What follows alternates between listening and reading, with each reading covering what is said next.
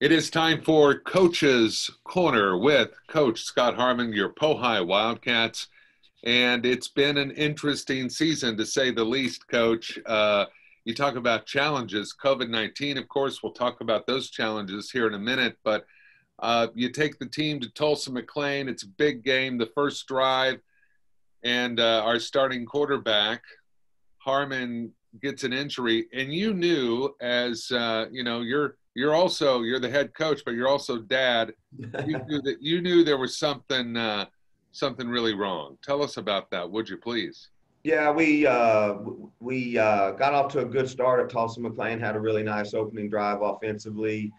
We got down inside the red zone and kind of made a little mistake there, and got in a situation where we needed a couple of yards. We put in our little short yardage package, and he got banged up. I didn't actually see the hit. I saw him bounce outside, and then when I saw him come off to the sideline, I could see him dragging that shoulder, and I knew something wasn't right. So we immediately went with our backups and then put them in and actually punched it in down there. So, other than getting hurt, it was a really good first drive. So I was proud of the offense for that for sure. How difficult is it? Difficult for you to balance the head coach hat and the dad hat in a situation like that? No, to be honest with you, I watched my dad treated me kind of like a guinea pig growing up. I can remember, using things like DMSO, wire hangers, hide and stuff like that. My dad would pretty much do anything to keep me in. And I'm kind of suffering some of the health consequences of that now at almost 50 years old. So I try not to do my son like that. We err on the side of caution there. So when he came over with that, we knew he was pretty much done for the night and needed to get him to a specialist to see how he would need to handle that for the rest of the year. Well, and certainly that has been something that has been of extreme importance lately, and hopefully before the end of the season, we'll see him back out there under center. So, do you anticipate? I know it requires speculation, but do you anticipate he'll be back before the end of the season? He's got a chance. It depends on the healing process, and the release. When we get there, it is his right arm and his throwing shoulder. So, he's young. We've got good backups. We're pretty deep at that spot trying to do what we want to do. So we'll continue to err on the side of caution there because we sure don't want to tear it back up and then not have lingering issues throughout his career. Yeah. Well, you've got to be proud of your backups. If you could talk a little bit about that, because again, that injury Harmon had in the first drive, it left the rest of the game for your backups. You got to be happy with that. Tell us about how they came in and worked into the system. Well, I always preach to our backup quarterbacks to be ready. I believe we played six at the varsity level at the quarterback slot last year. We go through them a lot. I told ours this year to be ready. We've got packages for each one of our little old quarterbacks that we've got, and we're using them a lot more now than we were with Grant, because that was kind of one of the things that he gave us. He could do a little bit of both, but really proud of Nate Harbison. He had a varsity style game with our JV unit the night before in Hominy. Did a great job, so we saw him managing that. And then we've had some backup quarterback issues, just little bitty lingering things that we had to kind of deal with. So we were pretty thin at that slot going into that night, and we hadn't worked our Wildcat package a whole lot. We've done it a little bit, but we was primarily a fourth and short type situation that we were preparing to use it for, but we ended up having to kind of manage that and Nate Harbison for the rest of the game. We turned the ball over twice, kind of uncharacteristically. And one was on a big long run. Elijah Phillips had a great run, about a 45, 50-yard run, got it poked out at the end. And then we threw a pick six late, and we probably need to manage that play call a little bit better for Nathan in that situation. So in the long run, we came out of there with a win, and I was really pleased with how our backups and our packaging and really Coach Parker and the O-line did a really good job in a tough situation. Well, speaking of tough situations, I mean, this whole season has had so many different challenges, and I can't think of another season where the potential for last minute cancellations can happen. And that certainly happened with the Ardmore game.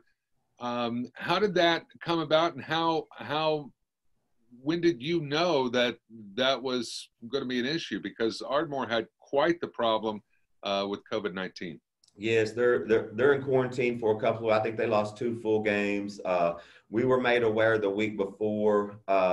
Actually, I think I found out the Thursday afternoon before we played McLean. So I was trying to keep that under wraps because I knew our kids wouldn't want to do that, and it's a tough deal to try to manage injuries, the COVID situation. We're just now getting into where eligibility counts a little bit. So we're dealing with a lot of different issues. So my choice as a head coach was to not try to rush and find a game at the last minute, but to rather heal up and prepare for our first game against Sand Springs in the district. A lot of teams are using bye weeks this anymore with the 0 week. You'll have a bye week throughout the year. So it is one less game, but it may have came at a good time for us, to be honest with you. Well, and I was going to ask you about that, kind of a blessing in disguise. And of course, we certainly hope that everyone with the Ardmore football team is doing well and feeling well and recovering, or just being safe and testing negative. Certainly hope that. But to give your team the extra week to prepare for opening of district play, Sand Springs is coming to town this Friday night. What do we know about Sand Springs, and how has this extra preparation time been beneficial for your team? Well, we did have a little bit of extra time last week. We had some film on them. It's easy to get film anymore with our huddle situation. Used to, you had to kind of beg, plead, and steal to get film if you weren't exchanging. So we don't really have that problem much anymore with technology. But I felt like last week was a good heal up week. We got Blake Bristow back from a rib injury from game 1. We got HB Bowers back. So we've got a couple people back, and we're working some people in. Landon Varner is back on the team. He decided to come out late, so we were extremely pleased with that decision and welcomed him back with open arms. So we've had to mix the good and the bad. I want to tell Ardmore how much we appreciated them kind of filling us in early, and they reached out to us and make sure that they handled that correctly. They're still going to come up and play us next year, week 3. So they handled that situation correctly, and then we're going to try to do the same going into this week. We know Sand Springs has got a new coach. Coach Klink is coming over from Owasso. He's a Jinx graduate, played at OU, does a good job. He's changing some things, much like when I first came in. They're going through a coaching transition. There's a little bit of excitement. They've been in 3 really close ball games, come out on the winning end, 2 of them. So they're doing some things better. Got to give them credit for that. They look like they've got a couple of move-ins. Not sure where they came from. Well, we kind of hear, but we don't know for sure. But they look like they're getting in and adding a little bit of depth and some athleticism to some certain areas of their team. So we'll have our hands full. They're ranked in the top 10 and 2-1 right now. All right. Well, this Friday night, Sullen Stadium, and there will be a limited number of tickets available at the gate, and home fans will be on the visitors' side. I'm assuming just for social distancing purposes.